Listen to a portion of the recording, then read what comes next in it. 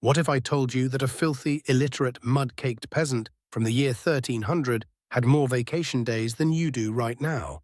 I'm not joking. While you're grinding through 50-hour work weeks, answering emails at midnight, and calling it hustle culture, a medieval serf was literally lounging around for about one-third of the entire year. That's not a typo. Some historians estimate that medieval peasants enjoyed anywhere from 150 to 180 days off per year.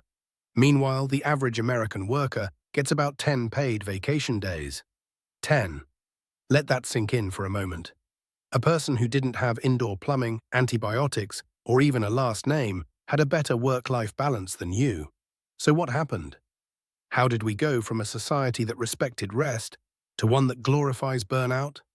Buckle up, because this story is going to make you want to send a very strongly worded letter to your HR department. Okay, before we go any further, let's clear up some misconceptions. When most people think of medieval peasants, they imagine a Monty Python sketch: mud everywhere, plague, someone collecting dead bodies on a cart. And sure, life in the Middle Ages was brutal in a lot of ways. The average life expectancy was significantly lower. Disease was rampant. Dental care was basically just praying really hard. But when it came to the actual rhythm of daily work, things were way more nuanced than we've been led to believe. Medieval peasants were primarily agricultural workers. Their lives revolved around the land and the seasons. During planting season in spring and harvest time in late summer and autumn, yes, they worked incredibly hard. We're talking sunrise to sunset, backbreaking labor in the fields. Nobody is romanticizing that part. But here's the thing most people don't realize. Agricultural work is inherently seasonal. In the winter months, there just wasn't that much to do. The fields were dormant. You couldn't plant anything. You couldn't harvest anything. So peasants spent large stretches of the year doing lighter tasks like repairing tools, mending fences, tending to animals, or simply resting. Economist Juliet Shaw, in her landmark book, The Overworked American, estimated that medieval English peasants worked roughly 150 days per year. Other historians have placed it slightly higher, but the consensus is clear. These people were not working year-round 9-to-5 schedules. Their work was intense, but punctuated by enormous stretches of downtime. And that downtime wasn't just because the weather was bad. It was built into the very fabric of their society by one of the most powerful institutions in the medieval world. Here's where it gets really interesting. The single biggest reason medieval peasants had so many days off was the Catholic Church. And I know that sounds strange because we usually think of the medieval church as this oppressive institution, and in many ways it absolutely was. But when it came to labor, the church actually functioned as a kind of proto-labor union for the common people. The medieval calendar was absolutely stuffed with holy days. And yes, that's where our modern word holiday comes from. Holy days. These were days dedicated to the feast of a saint, a religious observance, or a major event in the Christian calendar like Easter, Christmas, or the Assumption of the Virgin Mary. On these days, work was officially forbidden. Not discouraged. Forbidden. The church mandated rest because labor on a holy day was considered sinful. You were supposed to attend Mass, pray, celebrate, and spend time with your community. And there were a lot of these days. Depending on the region and the century, there could be anywhere from 70 to over 100 official church holidays in a single year. Add in every Sunday, which was also a mandatory day of rest, and you've got another 52 days. So right there, without even counting seasonal downtime, peasants had roughly 120 to 150 guaranteed days off. Some regions in France and Spain were particularly generous, with records showing communities observing close to 180 non-working days per year. Think about that in modern terms. That's essentially a 4-day work week with an extra 3 months of vacation tossed on top, and nobody had to negotiate for it. Nobody had to beg their boss. It was simply the way society was structured. The church, for all its many faults, understood something that modern capitalism has completely forgotten. People need rest. People need community. People need time that isn't defined by productivity. So how did we get from 180 days off to begging for a long weekend? The answer involves several centuries of slow, grinding change, pun fully intended. The first major shift came with the Protestant Reformation in the 1500s. When Martin Luther and later John Calvin broke away from the Catholic Church, they brought with them a radically different attitude toward work. Catholic theology had treated labor as a necessary part of life, but emphasized that rest and spiritual contemplation were equally important. Protestant theology, especially Calvinism, flipped this on its head. Work became a moral virtue. Idleness became a sin. The concept of the Protestant work ethic was born, and it would go on to shape the entire trajectory of Western civilization. Calvin and his followers slashed the number of holidays. All those saints' feast days? Gone. They were considered Catholic superstition. Communities that had once enjoyed dozens of holidays a year were suddenly expected to work through almost all of them. Only a handful of major religious observances survived the cut. Then came the Industrial Revolution in the 1700s and 1800s, and this is where things got truly dystopian. Factory owners needed workers on the floor every single day.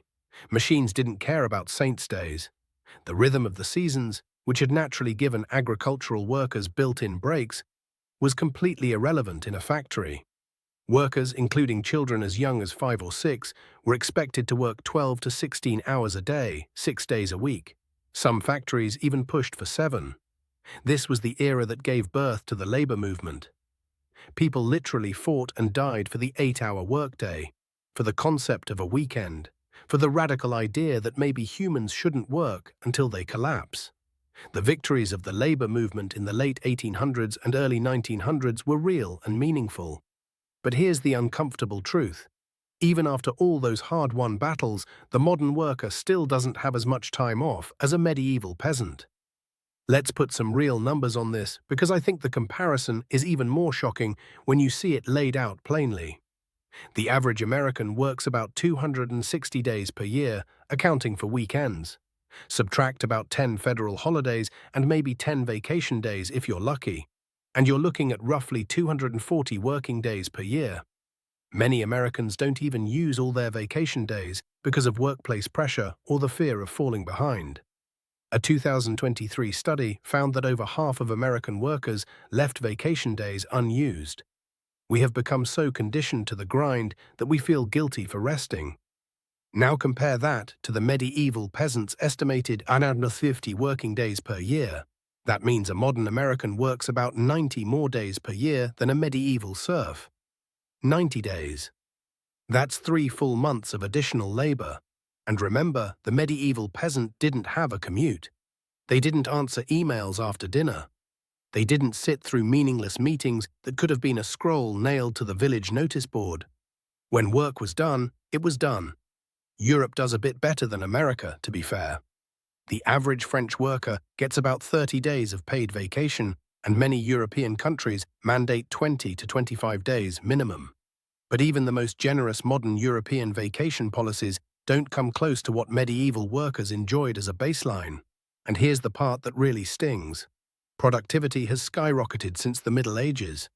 We produce vastly more per hour of labor than any medieval peasant could have dreamed of. Technology was supposed to free us. Economists in the 1950s and 60s predicted that by the year 2000, we'd all be working 15-hour weeks because machines would handle the rest. Instead, we work more than ever, and the profits from all that increased productivity have flowed overwhelmingly to the top. The average worker is running faster and faster on a treadmill that just keeps accelerating. Now I want to be very clear about something. I am not saying we should all go back to the Middle Ages. Medieval life was hard. It was often short. Famine, plague, violence, and oppression were constant companions. No amount of days off makes up for dying of a tooth infection at age 34. But that's exactly what makes this comparison so powerful. Even in a society that was objectively worse in almost every material way, the culture still prioritized rest, community, and celebration in ways that our modern society simply does not. The medieval world, for all its brutality, understood that human beings are not machines. That rest is not laziness. That time spent with family, friends, and community is not wasted time.